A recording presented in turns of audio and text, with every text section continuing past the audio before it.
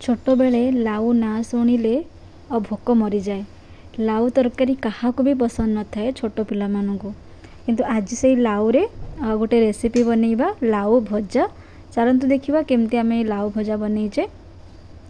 लाउ भजा बनवाई मुझे किसी लाउ को लंबा लंबा करके पतला पतला करके काटी नहीं से गोटे छोट आलू भी देती ताकू भी जमती आलू भाजती सेमती आपण आलू को भी काटी नेबे और लाउ को भी काटी नेबी। गोटे साइज रे लाउ और आलू दीटा को भी एमती काटी नेबे। समस्ते तो लाउ घांट लाउ बुट डाली तरकारी करती किंतु आज मु करी लाउ भजा ताकू पुणी आलू देकी आउ एटा खाइबा को ना बहुत ही भल लगे। गरम भात सहित खाई पारिबे पखाला सहित खाई पारिबे। मु एठी प्रथमे लाउ को भला भाबरे धोईकी काटी नेछि। चलंतु आमे भी बनैबा।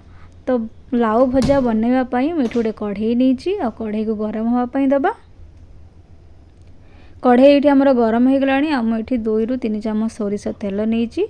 आ एई लाउ भजा ना सोरिष तेल रे भाजिबे तार स्वाद बहुत बढ़िया आसी थाए। तो ये तेल गरम होला परे तेल को भल भाव गरम करदे। गरम होला परे सुखाला लंका गोटे सुखला लंका छिंडई नेबे आउ अधा चामच गोटा जीरा फुटई नेबे। जीरा और सुखला लंका फुटी गला परे जो आम रखि पियाज काटिकी ताकू देदेवे। पियाज पकईकी सांगे सांगे परिवा पकईदे माने लाउ आलू पकईदेवे। और पियाज को बेस टाइम भाजबे नहीं तो परे पियाज पोड़ी जाए।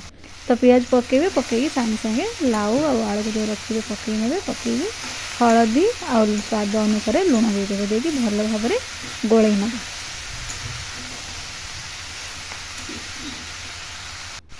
ये देखो लाउ और आलू को भल भाव हलदी लुण सहित गोलई नौची।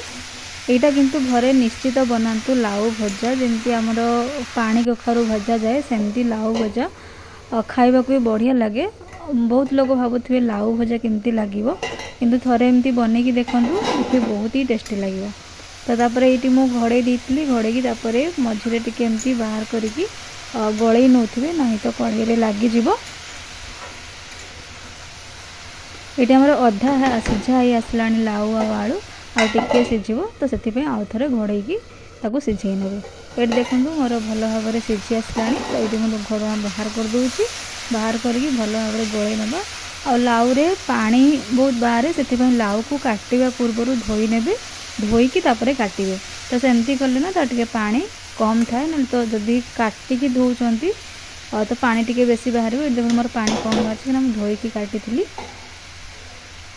ये मोर लाउ भजा सीझी आसला टिके पोड़ पोड़ करने आम घोड़ेबानी एमती एपट सेपट करके मझे मझे एपट सेपट कर दे ना तो लगे। देखो आम टिके पोड़ पोड़ हो आसला आ टिके हम।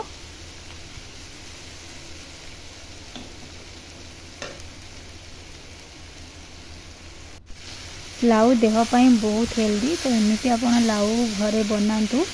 पिला माने तो लाउ खाइबा को जमा पसंद करू नथिबे। आमे भी छोट बेले एमती खाइबा को पसंद करू नथिलु। तो एमती भाव रे आलू सहित लाउ को पियाज देकी जीरा और सुखा लंका देकी भाजंतु।